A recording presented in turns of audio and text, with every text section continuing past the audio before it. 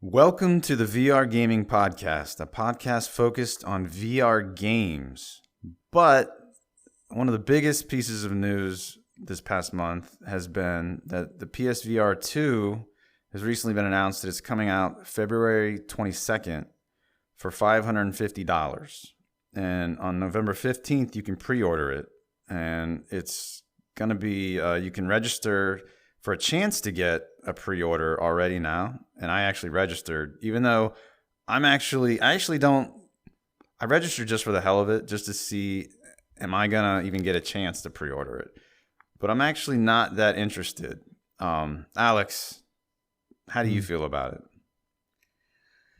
I'm looking forward to the PSVR2, but right now, I don't even have a PS5. That's the thing. It's like, I'd have to buy a PS5, and then I've got to buy a PSVR2, and that's like £1,000 in this over here in the UK, just to play probably about 3 games that I'm interested in. One of them's I'm really interested in, and then the others are kind of semi. So until there's more games, I'm not going to do it, but I think it's good that we finally get, obviously, a release date and a price and everything. Yeah, I don't have a PS5 either. And I don't have a ton of money to throw around now, so it's just not worth it. Like, we're both interested in Horizon Call of the Mountain. Yeah. But like, what else is there that you're interested in? I mean, I would have been interested in Resident Evil 8, but obviously we had the VR mod, so we've played that now. Yeah. There is some stuff that got announced as well, some new games. So we've got that Switchback VR, which is kind of a sequel to Rush of Blood. Mm-hmm. Did you ever play Rush of Blood? I had Rush of Blood, but I played it a little bit, and it didn't keep my interest. Right. So I didn't keep playing it. Yeah, for those that don't know, Rush of Blood's it was a launch game for the original PlayStation VR, and you were on a roller coaster, and you're basically shooting. It's like a rail shooter in this horror-themed horror-themed roller coaster type thing based on what's that game called? Until Dawn? Yeah, Until Dawn. Yeah.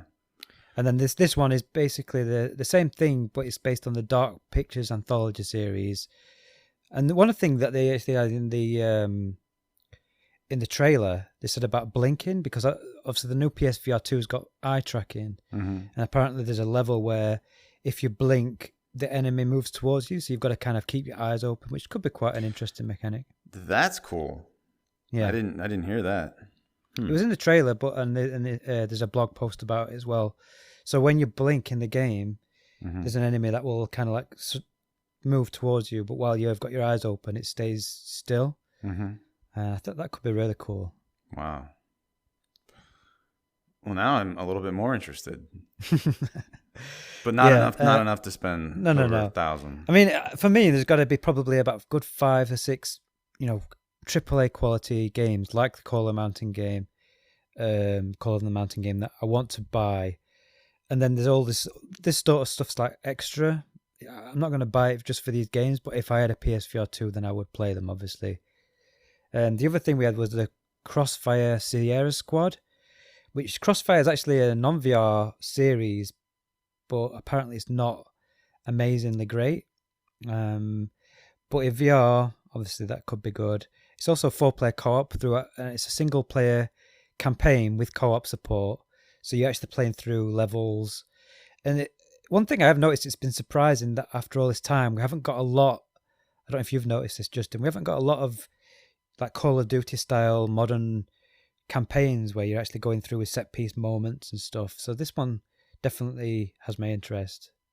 When I got a PSVR, the original one, what got me to buy it was Resident Evil 7 and Wipeout a Mega Collection, because I heard how great that was, and that's an awesome game. And I think Moss also came out around that time, and that's when I was like, all right, I'll buy it now.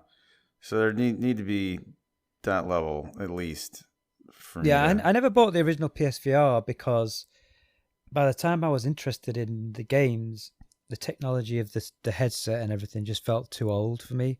Mm-hmm. Like having to be forced to be able to do like 180 room scale, and you can't physically turn around and stuff. So I held off. So my plan is that hopefully we're going to get remasters of games like Blood and Truth, Iron Man, Wipeout Omega Collection, Astrobot, all these really good original exclusives.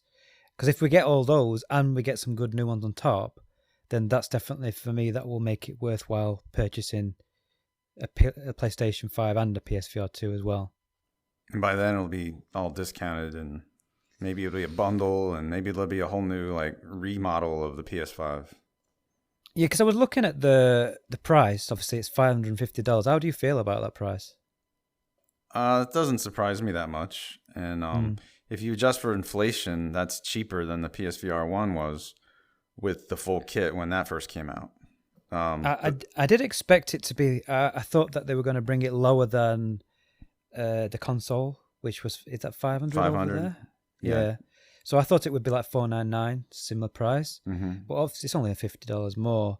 But I think the main thing is that when we look at the PSVR 1, that was $400 just for the headset. Then you needed the camera, and obviously the Move controller separate. Yeah. So you were talking like nearly $600 originally for the full kit. And then they did bring the price down. I think about a year later they dropped it, and then a year later they dropped it again. So I think they're going to get those people that want to buy it straight away. And then obviously once they've dried up, they'll bring the price down. And then once interest dies, so I think in a couple of years it'll be probably like $400 for the full kit, which will be a reasonable price, I think. Yeah. Yeah. So anything else on that? Game wise, there was the Light Brigade, which is a roguelite, so that's not really something I was that interested in. But was that the one that looked like a Quest game? Yeah. I've got a feeling that one's going to come to Quest and PC, to be honest. I don't think all these that are announced are all going to be PSVR exclusives. Yeah. The other one that we haven't seen before was Hello Neighbor Search and Rescue, which is like a VR version of the flat game Hello Neighbor. And it's been made by the Five Nights at Freddy developers, so they've got a bit of experience with VR as well. But yeah, other than that, it's all ports of existing games. Like you've got the Jurassic World Aftermath collection, which is originally a Quest 2 exclusive. We also know that the Star Wars, what's it called, Edge of Tales of the Galaxy's Edge or something. Yeah, that's coming as well, which was a Quest exclusive. So they're obviously getting some of these exclusives from Quest and bringing them to PSVR 2 with like upgrades and enhanced graphics and stuff. So there's definitely more and more games coming out, but there still hasn't been another big one like Call of the Mountain that's got me, really wanting to buy one yet. Yeah, if Resident Evil 4, if that only came to PSVR 2, then that would probably get me to buy one, but we know that's going to come to PC, and that's probably going to get a Prey Dog mod, so. Yeah, and I think the PSVR stuff is going to be just like an optional extra stuff. I don't think it's going to be the main campaign. Yeah. I was watching some gameplay of the Resident Evil 4 remake, and it looks like there's lots of camera movement and stuff, lots of grabbing the enemies are grabbing hold of you and stuff. So I don't think they're going to make that a full VR game officially. I think we're going to have to get that through Prey Dog, and it's probably going to be not good for people who struggle with motion sickness, I think. Yeah. All right. So do we get into our game recap? Yeah, I don't think there's anything else with the PSVR 2. A lot of people are looking at the launch lineup and they're kind of saying, is that it? But we have got 4 months left until the release. And I do honestly think that they're going to have some more games. I think they said in the blog post, in fact, that they've got 20 more games to announce. So there's definitely more coming.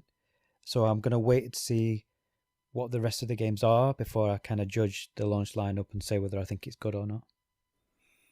Okay. So as far as our monthly recap, I already talked about the Half-Life 2 VR mod, and I played through it and did a full playthrough videos of it. And so that was great. It felt like a native VR game. But I played the Half-Life 1 VR mod this past month. I did a video of that too. That one is not nearly as good as the Half-Life 2 VR mod because I had multiple crashes and other little issues. Like climbing ladders was for me, climbing ladders in Half-Life 2, that wasn't an issue at all. But in this Half-Life 1 VR mod, I had a lot of problems. So I had to switch. Do you physically climb them? Yeah, you can physically climb them, but that's the problem. Physically climbing them, some of the ladders you just like you couldn't get over. Say you're climbing a ladder up to get to a higher ledge, you couldn't pull yourself up onto that higher ledge unless the ladder extended like all the way up, like the wall, say. Right. Then you could just drop to the platform. But like some ladders only go up to like the floor level of the platform you're trying to get to, and it's extremely hard to throw yourself up on there. So in cases like that, for cases like that, I just switched it to the legacy climbing. So I just push. So you could actually use that, Yeah, just like the thumbstick. Yeah, you just push up. Yeah, but then sometimes you actually veer off to the left or right off of the ladder. So there's a setting. There's this Half-Life config VR config.exe in the install folder where you can modify a lot of stuff. And one of them was you can set it. That's where you can choose the legacy climbing. And you can also set it so that you can't veer off left and right when you're climbing up ladders. And there's tons of settings in there. But I found out on the Steam discussions that using the HD settings, because there's classic SD and HD, that using the HD settings tends to make it crash more. And that's what I was using. So maybe use the SD setting, because the classic setting is extremely pixelated looking. So I wouldn't recommend that. Right. The SD makes it look, better, and then the HD is the best. And if on the HD, I can't remember if it was the SD also, but some of the scientists are female scientists. They changed some of the scientists and stuff. So I don't. Yeah, and they'll talk to you with a female voice. So I guess they got female voice actors for that. I didn't realize it was that. I thought it was just a straight port of the original game. I didn't realize they'd put some improvements as well to the graphics and stuff. Yeah. So it's still good, but I had 2 crashes. Again, that could just be because of the HD. But it can't compete with the Half-Life 2 VR mod, but not many even games can. That's a really polished mod that they've been working on for a long, long time. So and that has got like literally a team of people, whereas Half-Life 1, I believe is it one guy or maybe a couple of guys, I don't know. Yeah, all I ever saw was this guy named Max. So maybe I think it is just one guy. So okay. So you recommend it, but oh yeah, I recommend it, but don't do the HD unless you're okay with getting some crashes. Right. Yeah. Okay. Yeah, it was fun. I'll go back into it. Yeah, there's a remake of the Half-Life 1. I don't know if you know about that, called Black Mesa. Yeah, I know about that. So I've been waiting for that to get a VR mod because it's obviously the same engine. So it'll be interesting to see if that happens at some point in the future, because that's really good. I played the bit of that with Vorpex, but I never finished it. So hopefully we get that with the VR mod in the future as well. I don't think it had any sort of manual. It might. I can't remember actually. Did it have manual reloading? There might have been some. And you can actually swing the crowbar. You don't have to like press a trigger to make it swing. Yeah. There might have been some manual reloading, like the shotgun. Yeah. So yes. I can't remember. I've played too many things. So a game that I've been playing, which came out this month, was Moss Book 2. It originally came out on the Quest and the PSVR before, but then it had like kind of stealth drop on Steam, and obviously both me and you have played that one. Personally, it's my game of the year so far. I think it's absolutely amazing. I absolutely loved it. It's basically the first game, but just better in every way. I couldn't find a single fault with it, really. I just thought it was really good start to finish. It took me about 5.5, 6 hours. So it's probably nearly double the length of the first game, which is probably the main criticism I have of the first game, is very short. And you've got more powers. You do things like you can actually grab hold of, use your triggers with your motion controls. Because if you don't know what this game is, it's kind of first person and third person at the same time. So you're controlling this little mouse with your thumbsticks like a third person or an isometric viewpoint. But you are also an actual entity in the game called a reader. So then what you do is you lean in with your motion controls and you can move things to help your little mouse get around. You can actually revive the mouse by grabbing and holding and pulling up. And in the second game, they've done things like they've got these vines, and then when you brush your hand along the vines, then the leaves grow, and then Quill, the mouse, can actually climb up the vines, and you can drag and pull things to make bridges. Yeah, it's really cool. They've added a lot more, like weapons that can be powered up, and then you have to lean in and kind of push the trigger on the weapon to give it like a power up ability. Yeah, really good game. What did you think? Oh yeah, and there was another character that you can play as. I didn't want to say that because potential well, all right. spoilers, I won't but say yeah, how that happens or what yeah. what the character does, but There's it a lot changes. more to it. A lot It more changes to up it. the gameplay. Yeah, different weapons you get different time. Originally, you literally had that one sword. Yeah. But now you've got the sword. You've got like this thing that you can throw and come back to you, and you get a big hammer as well. So there's a lot more to it. There's a lot more progression. The environments are more varied. So you go to a lot more different locations. There's an ending section which is really cool where it's kind of it messes with the gravity. So sometimes you go like through these portals and you're on the side of a wall or you're upside down. But obviously you're viewing it from like a third person perspective, so you can still see from your view, but then in first person. Yeah, it's like an the mouse is Escher, upside down. like that Escher stairway painting. Yeah, really Yeah. cool. I like that as well. I thought they were really creative. Yeah. So overall, I couldn't. I mean, I don't know if you could find anything you didn't like, but I just couldn't find a single thing wrong with it. No, I couldn't think of anything I didn't like. But Yeah, playing like Moss, the original Moss, I think is still my favorite platformer, even over like Astrobot. Like when I played Moss originally, I had like a better feeling of like, you know, of wonder or whatever you want to call it, you know, than I did playing this one, because it's kind of like the same thing again. So yeah. it's just like kind of like everything, most everything I did, I expected. Yeah, I mean, I feel like they've added enough new stuff to make it Yeah. interesting. One thing that because it's been a while since I played the first Moss, and it just that character, this little Quill mouse character, it was amazing how much of a connection I felt, and it's just such a expressive character that it does little sign language to you and stuff, and does little dances when it kills enemies and stuff. Really, really well done. Yeah, one of the best VR games in my opinion. And if you're interested in trying out a game that's not typical VR, where you're kind of like in the game and you're actually shooting or whatever, this is one of the best ones to try, because you are still, like I say, an entity. You can even look in reflections and see yourself and stuff. And Quill will actually look at you, and you can give a little high fives and things. But it's also a bit more passive, where a lot of the time you are just controlling this mouse and jumping and fighting and things. So it's really well done. Absolutely brilliant game. And I think they're making another one based on the ending, but yeah, I'm definitely willing to play more of it. And there are little scrolls you can find, so there is a reason to go back in, like replayability, like if you wanted to get all those scrolls. But I don't know if that does anything if you collect every scroll. You know? Whenever I saw a scroll, I would always make sure to get it, but I didn't obsess over. Like, I definitely didn't get all of them when I looked at because there's like a thing. Because sometimes you go back to this book section where you have to turn pages and the story is being told to you. I liked the fact that they changed that environment up this time, because that was cool. Yeah.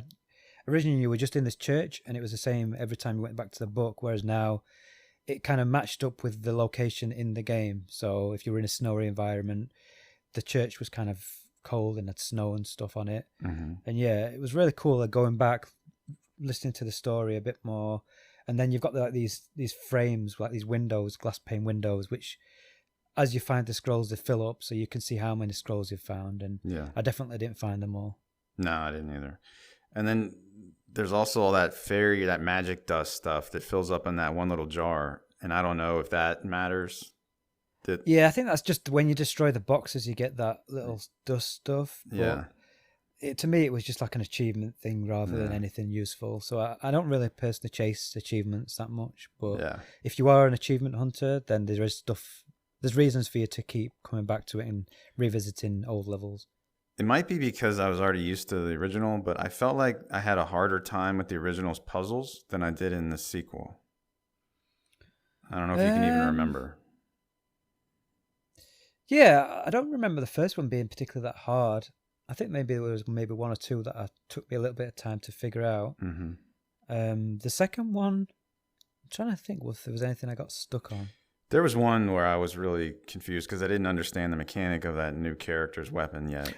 Oh, yeah. There were a couple of bits where I wasn't sure what to do. Yeah. But then as you got a new ability, it's like, because it's kind of Metroidvania style in a way where you go to an area and then you can't access certain things until you get a new weapon or a new power up. Yeah. So then you can go back and then you can do certain things. So that was quite cool as well, with the way that they opened up certain elements. Like there's certain scrolls that you can only get by having that power up, so you kind of need to go back. So that's probably why we didn't get all the scrolls, because you've got to go back to those areas with your new powers to get the scrolls and stuff. So it's really well done. I really, really enjoyed it. Yeah, me too.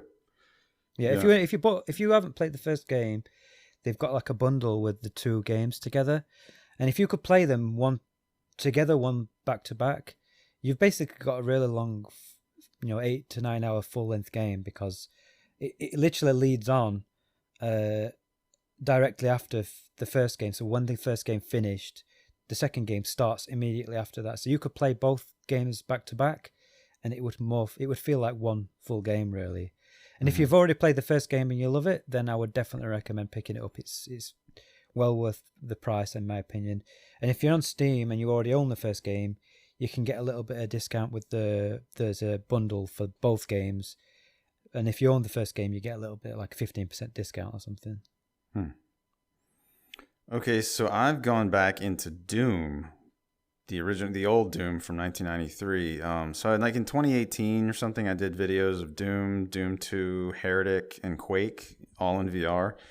And I've been watching people lately on YouTube playing Brutal Doom, just regular flat screen, and that reminded me I need to go back in and try that, because I heard that the Brutal Doom mod has 3D rendered weapons now. So I've been going in and playing that in VR with these 3D rendered weapons. And Brutal Doom, what it does is it's easy to use. It's just this .pk3 file that you just have to load with like you could run it with just regular Doom or Doom 2 or even Heretic. No, not Heretic, but other Doom versions of Doom. And it just makes it way more intense, way more gory. The explosions are giant, and extremely, there's just like fire everywhere and really loud. And you get all new weapons that are insane. So I've been playing that. I've just been messing with Doom a lot lately. There's a Zelda mod for Doom, and there's also like Mario mods for Doom where you can play as Mario and kill Mario enemies. I've just been messing around with Doom. I've been meaning to do some videos of some of these levels to show them in VR. So that's that. So this is it like the original game but better then? Is that what it is? It's there's a program called GZ Doom VR. And so GZ Doom is this kind of open platform to play Doom WADs. And this VR version is geared toward VR, and it comes with the 3D rendered weapons. And it's the original games, but you can just play them in VR, and you can put always run on, so you're just flying around the levels. That's what I like to do. I like to go full speed, running around. And you can add mods that'll improve the graphics. You could make all the enemies voxelated enemies so that they're 3-dimensional instead of just a flat 2D cardboard cutout, which is how they are in the regular game. Yeah. And it's just, I don't know. It doesn't get much better than Doom for me. Because you're a really old school kind of shooter guy. Yeah. Personally, I'm kind of not into that sort of thing. Mm-hmm. I do like them a bit, but I find after a while the repetitive nature of just running around shooting stuff. I need a break. I need like downtime where you're in between doing stuff. Yeah. Which like the Half-Life games where you're not constantly shooting. Whereas I think you like like Serious Sam and all that sort of stuff. But there's tons of secrets in Doom. You can always search for secrets. So that's one thing that I've always liked about Doom. Yeah. Secret compartments, secret rooms, and all sorts of stuff like that. If it didn't have that, I don't think I'd like it that much. Yeah, I remember watching some of the Wolfenstein game, like there's doors and stuff. Like if you click on a painting and things, is it like Yeah. that where Yeah. there's certain tiles that you can click on and then it'll open up a door and you can find stuff. Yeah. Yeah. Yeah. Whenever you beat a level, it tells you what percentage of the secrets you found, and usually it's a very low percentage or 0. So you can always go back in and try to find those secrets. Yeah, something I've never tried, but to be honest, I don't think it's my sort of thing. But if you're definitely obviously a retro gamer, then I think it's probably essential, really. Yeah, definitely. So I'll talk about my next game. Then one thing we did last weekend was it was Halloween, obviously, and I decided to try Phasmophobia. And personally, I'm a bit of a chicken shit, so I can't handle VR horror very well. So I've been putting off this game, but a few people in the Discord I'm in said they'd come in with me, and I actually ended up enjoying it, but I didn't find it scary, which is kind of weird. I enjoy it. It's kind of like almost like a detective game in a way, where you're going into these houses and you have to find out what type of ghost it is, and you have to use certain equipment to find evidence. And if you get enough evidence, you can then check some boxes in like a book, and it then tells you which ghost is haunting that particular location. So you're going in and you're setting equipment up, and you can actually, you've got voice activation where you can actually talk to the ghost, and sometimes if it's a particular type of ghost, it actually responds to you in like this voice recorder and stuff. Yeah, it's really cool. It is a bit creepy. I mean, it's not like it's, I'm not, especially when you're on your own, it still feels a bit creepy and intense, but I was never fully scared, and I never really got really, frightened to the point where I just couldn't play it anymore. You go on. Yeah, would you have to see the ghost or monster more to actually get scared? Because in that game, you don't see it often. I think when you see the ghosts and stuff, that's not really what's scary about these games. I think it's more the tension, the build up of not seeing stuff that makes things scarier. Mm-hmm. But I just didn't find. Maybe it was because when I saw the ghosts, because when I first started it, I was obviously, I felt that apprehension of doing it. But once I figured out the mechanics of the game and the ghosts and everything, it kind of loses that fear, because oh well, it's just it's just a in-game ghost character that's going to come and like grab all, because all that happens when you die, you just see some hands kind of in your face, and then you become like a dead ghost. Then you can walk around and pick things up and stuff. There's no jump scare in this game, which I do like. There's no real script like the one we played, which we're going to talk about in a little bit. That's just a straight jump scare every single time you get killed. Whereas this one, there's never jump scares, but it's more dynamic. So when you're in the levels, they're different every time. The ghosts there's something like 24 different ghosts. So there's crazy, and each one's different. They do different things. Some of like poltergeists, so they'll move things more. Some of them will actually come and show the like physical form more and attack you. So yeah, I found it really actually quite good fun, and I'm hoping to play a bit later today actually. So yeah, when we were playing earlier and you were like, "Hey, let's go into Phasmophobia," I was like, "Oh," because it's just too boring for me. Yeah, I'd be interested to see, because how much have you actually played of it? Have you played quite a lot of it? I've not a lot, but I don't know. I might have done 5 hours in it. Oh, that's quite a bit. Because when we first started playing it, I was the same thing. I was saying like to Josh, my friend, about, I understand why you're saying what you're saying now, because sometimes nothing happens and you like spend that time waiting for stuff and you're just like walking around. But then sometimes stuff happens a lot more, and I quite like that dynamic. Can't speak. That dynamic, is that right? Aspect of it, so that it feels different every time, and you don't know what you're going to get. And I liked the using the equipment and stuff. There's something about the game that I do like. I don't think. I mean, I definitely will want to play more of it, and I won't play it by myself, but I think playing it with other people and just having a bit of a laugh and stuff, I think that makes it a more fun experience. Yeah, I don't know. I can't get scared in these games, so But you don't get scared anyway. Yeah, I don't. So I'm just begging for the fucking ghost to come out and do something. Like, come kill me, whatever. Something needs to happen. Yeah, because the way that works with you have to buy equipment to go on your expeditions. Mm-hmm. And if you die, then you lose that equipment and you only get 50% of your cost back. Mm-hmm. So, and when you first start, it's hard to get money as well. So the big thing, the fear for me wasn't that being scared of getting killed. It was scared of losing money, because I knew that if I died, I'd lose money and then I'd have to struggle to buy equipment. So that's my incentive to not die more than just being scared of it. Okay. I never understood the economy in that game. We spawned inside of a truck, and then there were items there for us to use. And then Yeah, you get some to start with, but there's extra stuff that you need, like crucifixes and stuff, because you can use crucifixes to ward them off, and these incense sticks and stuff. There's a lot more depth to it than you think if you really start looking into it. And I was reading up about some of the stuff with how it works and how you can ward off ghosts and stuff. It's quite interesting. I quite like the game.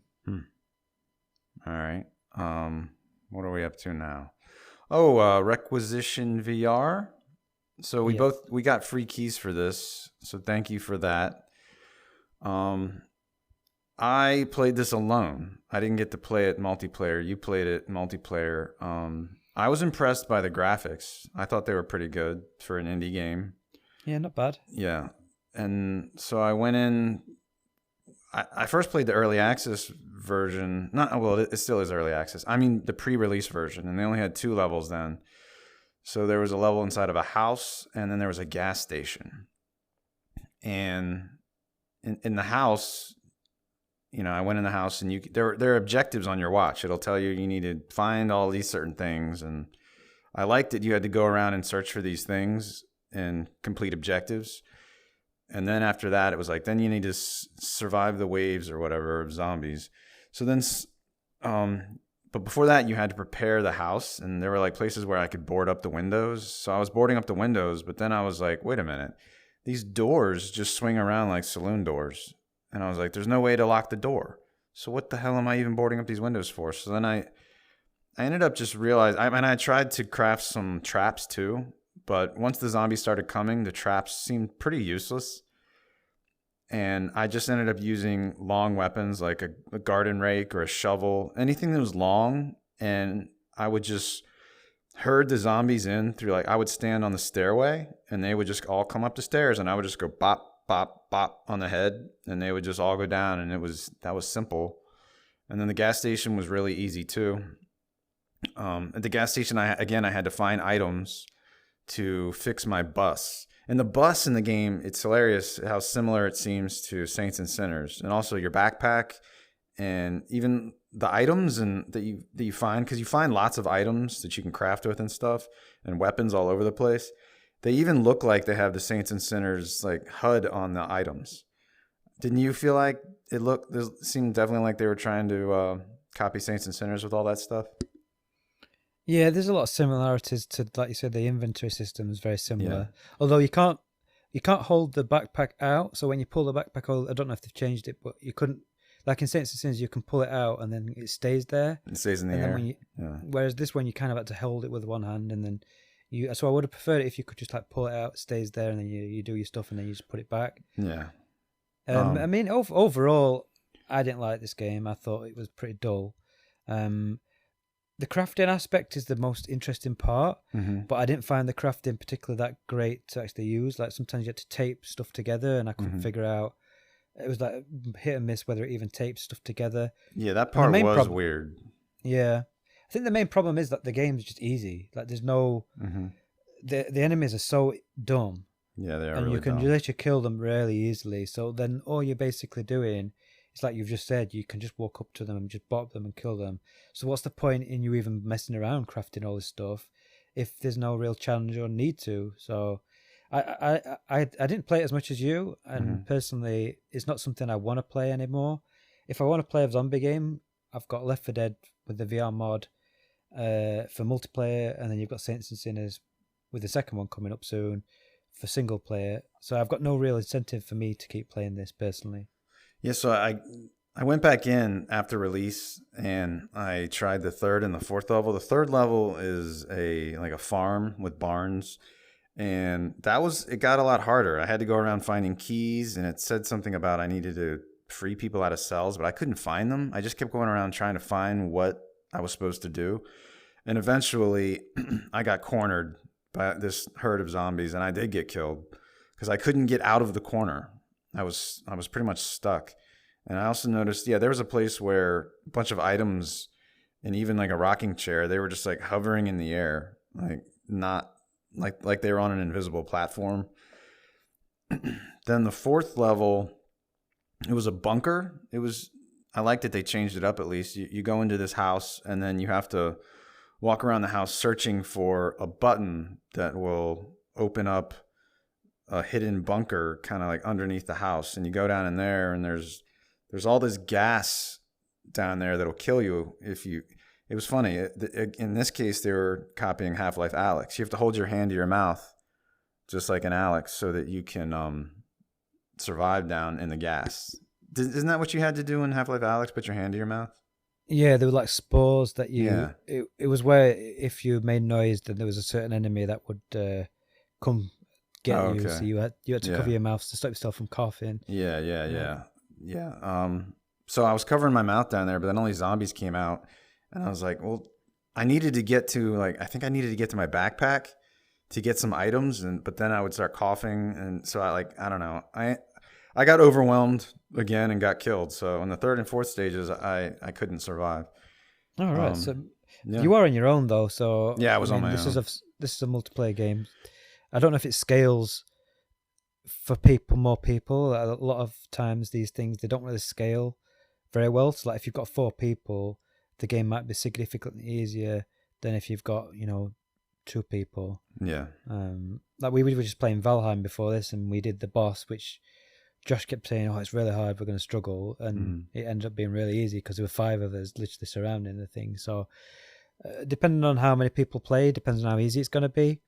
I think it's got potential, but I'm just not sure if I'm interested in another zombie VR game, to be honest. Yeah, it's early access, so probably just wait for them to develop it more.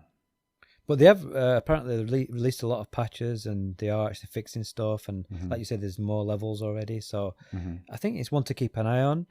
But depending on, it's definitely one that I won't play on my own. It's something that maybe with friends, but yeah. Okay. So the next game is actually a mod for Half-Life Alyx. Every now and then we get these really good Half-Life Alyx mods which come out, which I always find myself playing because I still like that game. So this new one's called the Undertow. It's spelled Undertow if you want to look it up on the Steam Workshop. And it's about an hour long, I think, so it's a reasonable length. And you start off, you go into this nightclub. There's a lot of custom assets and stuff. They've made some really good use of some of the enemies. Like you go into this nightclub, and it's full of zombies, but the zombies aren't killing you. They're like dancing, and it's different to anything else I've tried. It was fun. And then it's definitely interesting. And then you go to do something. You've got this briefcase. You've got to give one of the Combine who's only got one eye, and he talks to you in this Australian accent. And then the voice acting's pretty good as well. I will mention that. And then once you've done that, then obviously things change, and you get into a fight, and you take these psychedelics, and then the psychedelic part towards the end was the most interesting part for me, because you're like on this trip, and then you've got a shield, which is like this magnetic. What do you call it? Like a energy shield that you can hold, and then you used your, like at the end of the main game, Half-Life Alyx game, you can grab these orbs with your hand and then like throw them. Yeah, and it was really cool. I think the main problem I have with these games, these mods, is that I've already put like 50 hours into Half-Life Alyx with different mods already, so I'm kind of bored of that same gameplay loop. I find the enemies in Half-Life Alyx very spongy. You have to put a lot of bullets into them to kill them. So the combat is probably getting a bit too stale for me. But if you haven't played loads of Half-Life Alyx like me, you want to go back to it and play something, then I definitely recommend this mod. It's definitely worth checking out. What really stood out to me for this mod was the voice acting, because they got an actress to do the voice of Alyx, and then they had, like you said, the Australian guy and Probably some other voice actors. I think the voice too. lines from Alyx are kind of from the game. I think they've just reused them in you think so? certain ways. Yeah, I recognize a lot of the voice lines. But the guy who talks to you, like the Combine guy, I liked the fact that you were going in, the Combine were there and they weren't attacking you and stuff. I thought that was cool, being able to like get up close to them and stuff. Yeah. And then obviously it kind of switches back and things change. But it's definitely one of the better ones I've tried. So if you're looking for something to play and you like Half-Life Alyx, then check this one out. One thing about it, you know how you said you liked the part where it got all trippy? Yeah. That's the stuff I like the least in all of these really? games. Yeah. I hated an Alyx where everything gets all weird. I don't like any of that stuff. I love that. Where it goes like upside down. Yeah, I don't like that. No. I love that. I love being on like, I like it when it's not just based on you just walking down a normal path and there's trippy stuff going on. Yeah. Did you ever play, what's it called? Transcendence? Is that Transference? Yeah, Transference. What do you think of that? I played that. Yeah, that was okay. It has a lot of stuff like that. Like, I think in Half-Life Alyx, it didn't make sense to me why all that was happening.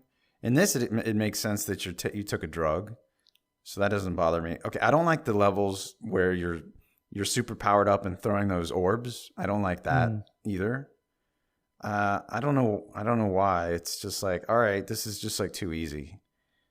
Yeah, it wasn't. I mean, the one thing at is that point, it's not hard.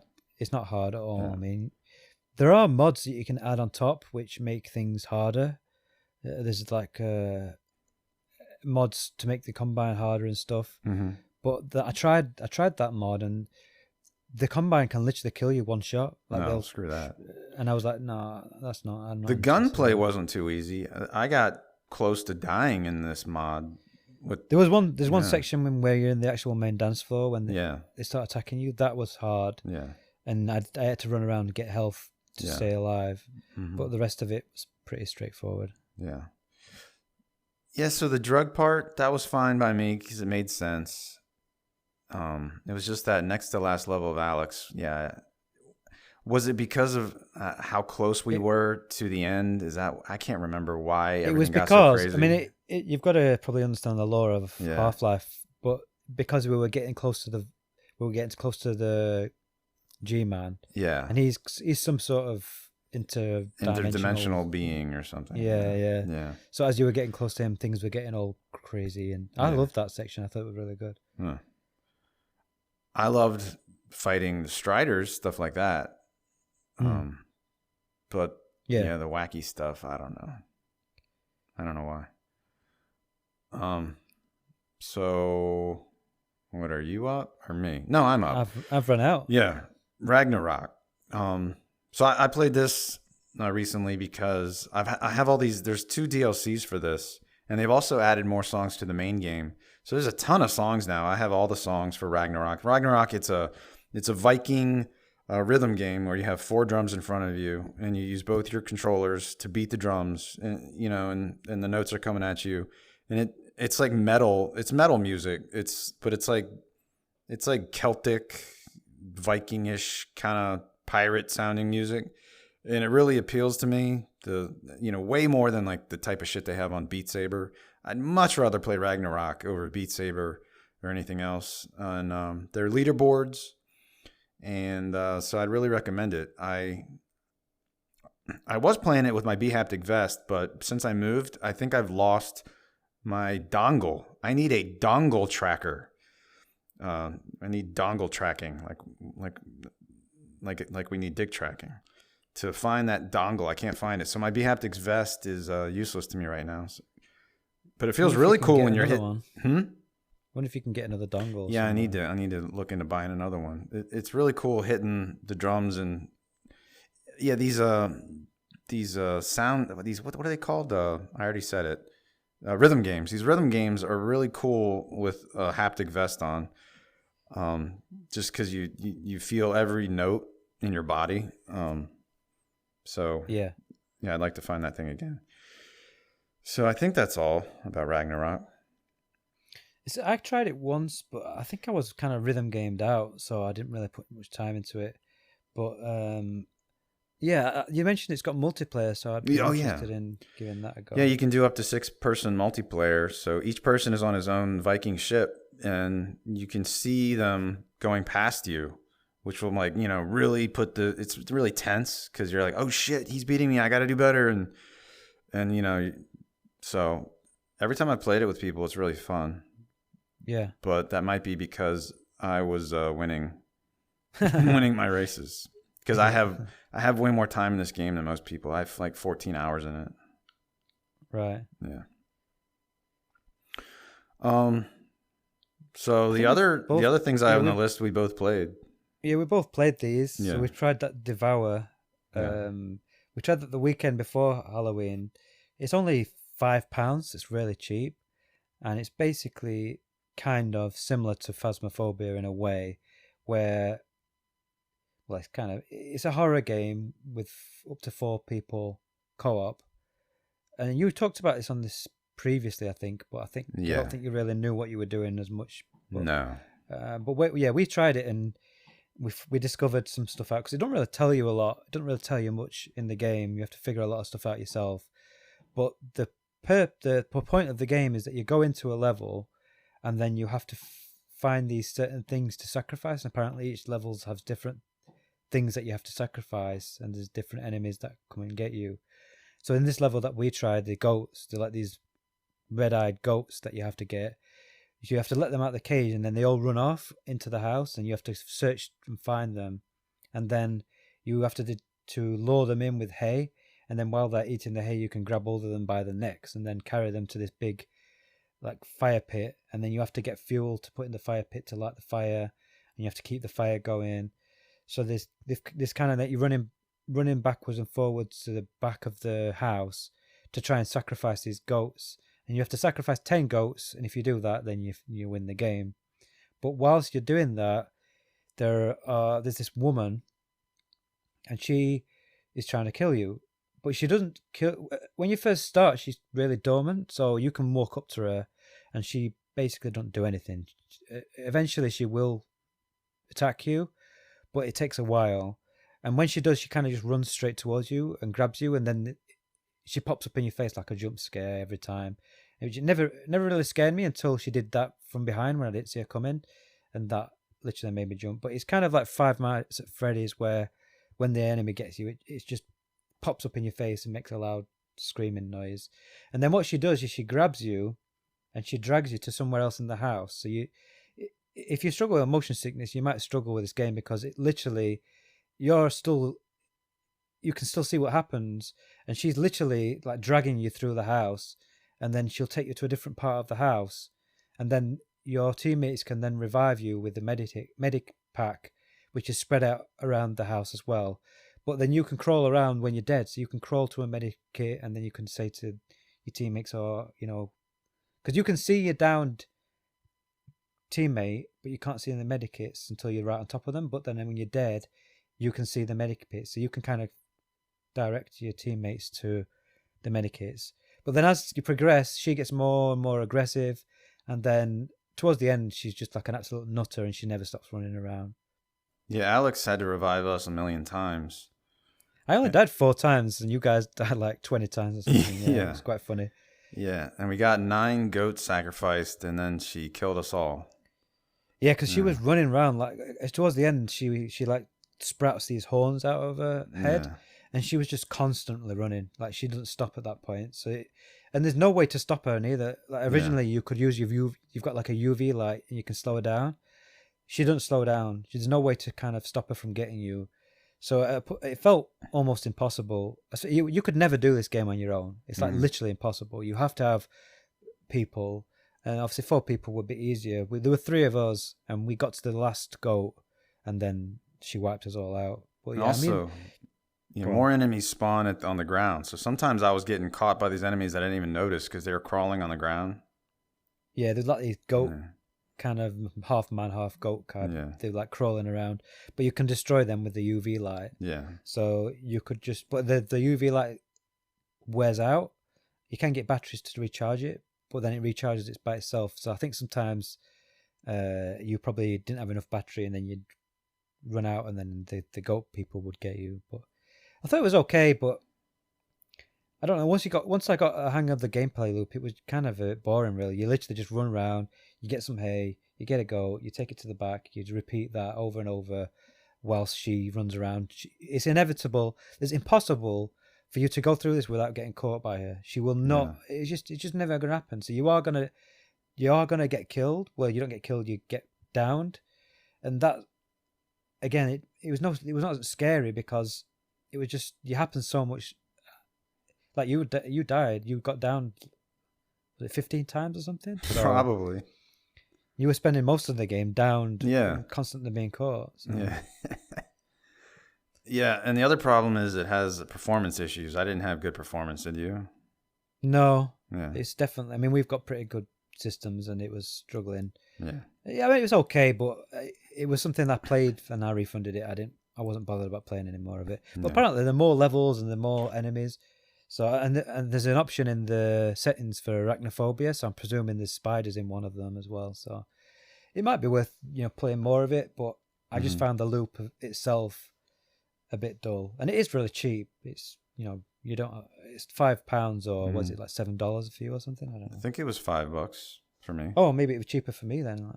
Yeah, it was really cheap. Maybe it was like £3.50 or something. Really, really cheap price. So if you want to try it out, then it's worth giving a go. But for me, I found it a bit. I mean, it's not scary, and I just felt like it was a bit unfair the way. If you need a way to be able to stop her from getting you towards the end, because it was just complete chance that she was just going to run into you, because she's just non-stop running throughout the entire house. She's not even, and she'll just grab you, and then you there's nothing you can do. So maybe it's like Phasmophobia, and maybe there's stuff you have to buy. I don't know. I didn't see anything like that. Like with Phasmophobia, you've got the section in the beginning where you can buy stuff and you can upgrade stuff. Whereas this, I didn't see any of that stuff. But maybe we need to put more time in it. I don't know. But if you like that sort of game, then maybe. But I didn't think it was anything special. And another thing we played multiplayer was Left 4 Dead 2 Ghostbusters Dark Carnival. So this is a mod somebody created for Left 4 Dead 2, which has its own VR mod. And so this was something in the workshop, but it had all of these extra add-ons that automatically came with it. So when we first loaded into this thing, I was really impressed by the Ghostbusters characters. Like the avatars look great. So they had Egon, Venkman, Ray, and Winston, and they all look great. And then you even see what is it? Is it called Ecto 1? Is that the car? Yeah, you get like the detail. I think we probably would have been better off playing it without a lot of the shit that we had on, because I kind of feel like that ruined some of it. But yeah, there was the one that I found. Like I just searched for like Dark Carnival in the workshop, and it showed me the one that I found. Because they recommend for using the slime. There's like a Slimer mod which changes the zombies to Slimers. Yeah, but then there was the one that you had where it had all the extra stuff. So I don't know which you're supposed to use. Yeah, there were like Star Wars guns and all sorts of different stuff changed. And there was, there's like Ash from Evil Dead. There's Freddy Krueger, Hellraiser, Chucky. There's tons of added, like, creatures and stuff and things that I didn't feel like they belonged. So I don't know if that was the way it was intended. Maybe we need to try it with just the main mod, but yeah, I think the main thing because we didn't finish it. The main thing that really annoyed me was when you get to the safe house. There was like it was like a mini game where you're in like a library from the film type of situation. You've got these books flying, but then we'd just randomly die sometimes. Like you walked into a corner, there was nothing there, and you just died. So then we died first time, and then we had to start right from the beginning of the game again. Yep. And then we went all the way back to the safe house, tried this mini game again, and then we all died again. Yeah. This time, it was and then it was like we died at the same place basically in the library, and just said, this isn't worth playing anymore. Yeah, if that bit was better, or maybe if that wasn't even included, I would have probably still carried on with it. Yeah, but that situation, or maybe even if it restarted you at that section, so you could do the mini game from there. But the fact that you had to start right from the beginning and go all the way through just to get to that point again, it just didn't make it worth my time. And I think we did probably some of the extra stuff like the Star Wars guns and stuff probably made it worse. So I think my advice would be to get the Dark Carnival, Ghostbusters add-on, add the Slimers like it says in the mod for that. Yeah, the Slimer replaces all the regular zombies with Slimers. And I think there is actually, I think the Ghostbuster characters are add-ons as well. So if you wanted to replace, the main characters that you play, there's probably separate mods for that. So you could probably pick and choose and make it a bit better. But yeah, I mean, there's a lot of add-ons actually for Left 4 Dead, which we've been looking at, and I definitely want to play more of these levels because there's some really cool ones. I wonder why. I wonder if it's too hard to mod a weapon so that you see something like a proton pack gun shooting a stream of whatever the hell that's called out. Yeah, right? I think you would have to literally change the game mechanics of the game because obviously, as it is, you're basically just using guns on ghosts. They used Star Wars guns on this thing we did to make it feel more like a ghost gun, I guess. But it didn't feel particularly good to use, in my opinion.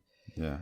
But yeah, there is actually a Ghostbusters game where you use like proton packs, and it's 4-player, actually 5-player, because you've got 4 people who are the Ghostbusters with the proton packs, and then you've got one person who plays the ghost, and they can actually, it's like prop hunt where they can possess things, and they have to like run away, and then the Ghostbusters are trying to catch the ghost, and they can use traps, and they can get it in the trap and stuff. That looks quite cool, but it's not VR, but it is Unreal Engine 4, so that Unreal Injector we mentioned last month should work with it, so that's something to look forward to, I think.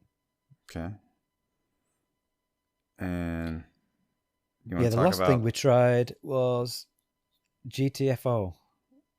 I think was it Nick likes this game, didn't he? Yeah, Nick used to like this game until I think the game got updated, so the mod stopped working, and then I don't think he played it again after that. Yeah, we tried it because the mod's been fixed, but ever since they did these new updates, the performance has gone really, really bad to the point where we've had to literally turn everything to low just to get it to run, and we're still not getting a stable. I'm still seeing dips to like 50, 60 frames per second, and the game don't look so great because even like the textures have to be lower because apparently otherwise it crashes and stuff. So we tried it. I thought it was okay. I like the concept of it, but obviously it's not a very easy game. Like there was a large learning curve for people coming into the game, like having to learn how it works and everything. And when I heard how hard this game is, I thought it was going to be like balls to the wall action, and it's not like that at all. Most of this game, you're just going through corridors, just like looking for stuff or trying to find where to go. But then once you do find enemies, it's like they're overpowered and kill you pretty easily.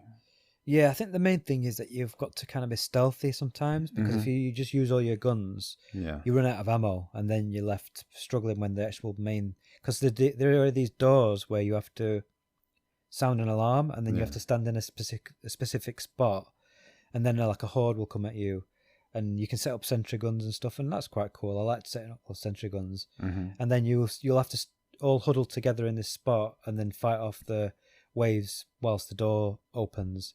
So I like the concept of it, and maybe we just need to put more time into learning how it all works. But it's definitely not... It's one of those games that I think you'd have to put a bit of time in to get used to how it all is. And you have to use like these computers and stuff, and then you have to physically type like these queries to then find out where the locations are for certain things you need. So it's quite an interesting game, but you do need to put a bit of time in to learn how it all works, and it's not something that you can just jump in and just run around with a gun shooting everything. Yeah, and then the menus are hard to figure out also, just to get the game going. We struggle with the UI sucks with that, We really struggled just to get into a game and find a game that we could join together, because the UI was just so convoluted. It was really difficult to figure out how to even find a game. But once you're in a game, it was fine. I mean, it's not something I'm rushing to play again, but I do think that it's got potential to be good if we could learn the game itself. Yeah, and the last game we played was Valheim. We were playing today. How would we have 5 people? Yeah, we ended up with 5 people. Yeah. I played a bit of this before with the VR mod. You played it a while ago with a VR mod. So maybe you should talk about this one, because I know you've seen the difference between when you first tried it and now. Yeah, it was better this time. I think the performance was better, and I think it's like more room scale now. Before, I think the room scale was a little bit broken, and the interface. I think they improved the interface in the HUD a little bit. I didn't know what I was doing before when I played it, and I didn't know. I still I was learning from them because they've been playing it recently. I couldn't remember what to do.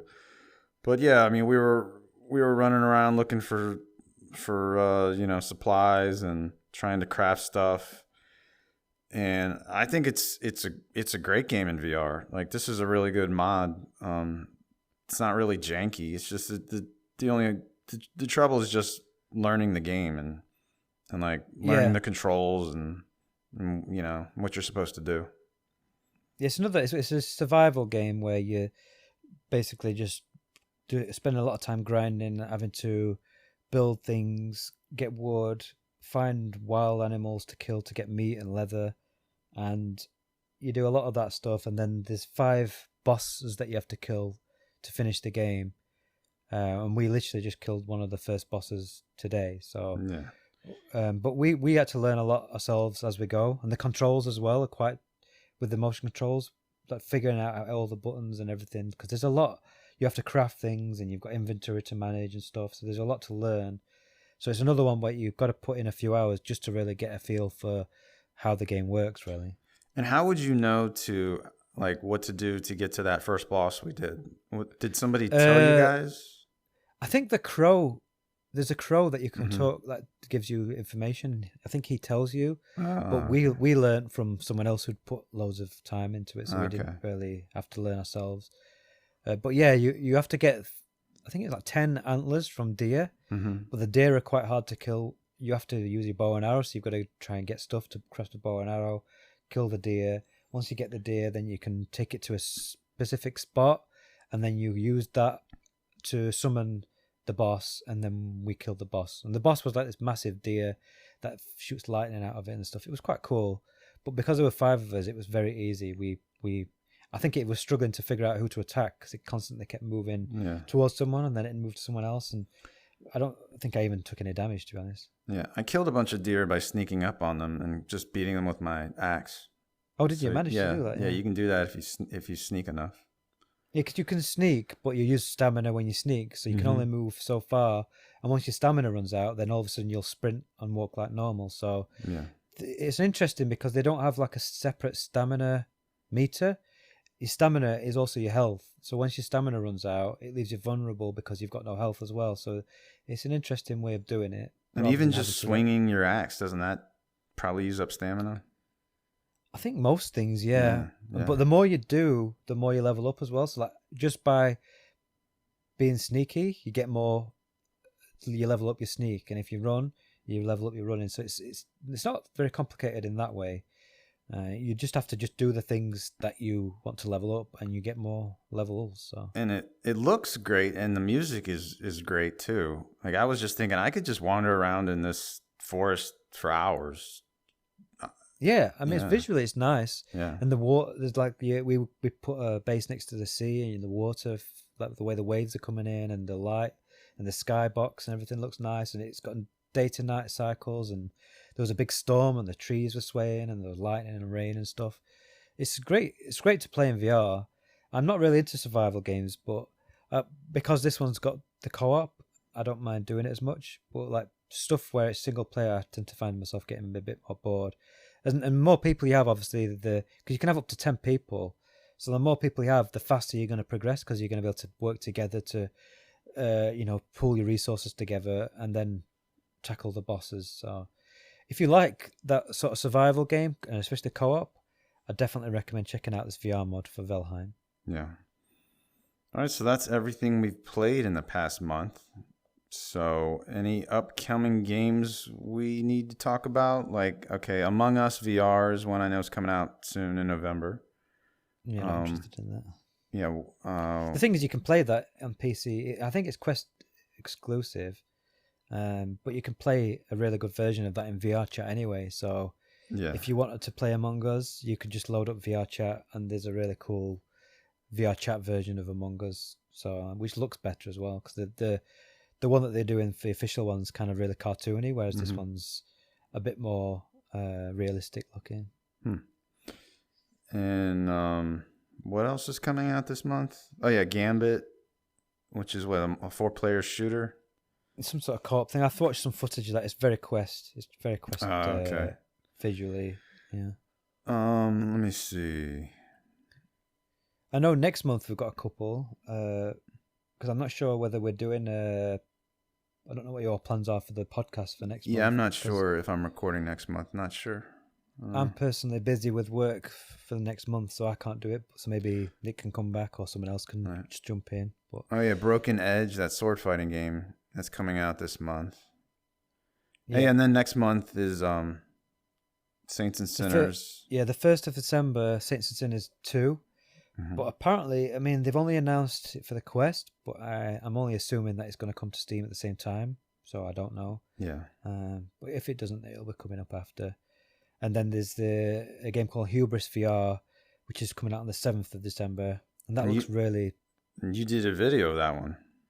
Yeah, because there's actually a demo. I think you can try that now. I think the demo's still up. I'll check. But yeah, it's a very, very pretty looking game, where you're in like an alien planet. It's very sci-fi, and you can swim underwater and you're climbing up the sides and you get a gun and you have to kill certain things. It's got really high production value, so I would definitely take a look at the trailer for that one. Though the demo's not up anymore, but yeah, this is one that I've been looking forward to for a while. Anything else you can think of? That's all I can know. That's all I can think of. Yeah. I can't think of anything else that I'm particularly interested in. All right. Well, I guess I'll give away some keys to some games if you've made it this far into the podcast. So here is these are all Steam keys. A Fisherman's Tale, JJ5YHDED9X 8BD TG.